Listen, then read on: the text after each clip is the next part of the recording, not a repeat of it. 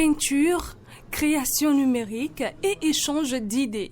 Le temps d'une soirée, artistes et public explorent les défis et les nouvelles possibilités qu'offre l'intelligence artificielle dans la création artistique. Alors, l'IA peut servir dans le domaine artistique en facilitant plusieurs tâches, c'est-à-dire il peut faire des recherches, que ce soit des recherches rédactionnelles, d'écriture sur des projets, que ce soit des foires, des expositions à l'international, parce que l'artiste est souvent limité. L'artiste, lui, il est là juste pour peindre.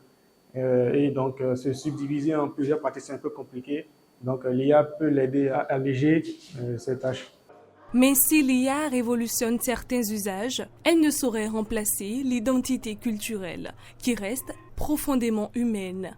On a des images qui nous parlent du Fa, qui nous parlent de tout ce qui a rapport avec le vaudou.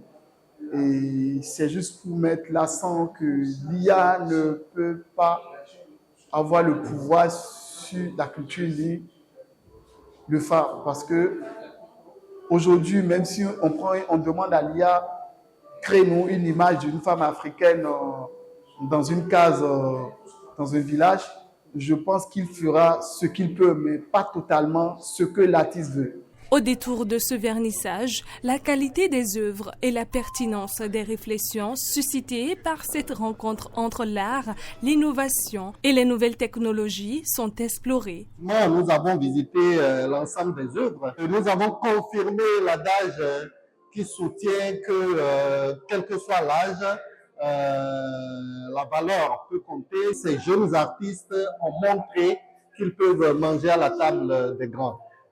Il suffit de voir leurs œuvres, de voir les matières avec lesquelles ces artistes-là travaillent et de voir le rendu qu'ils nous ont présenté ce soir.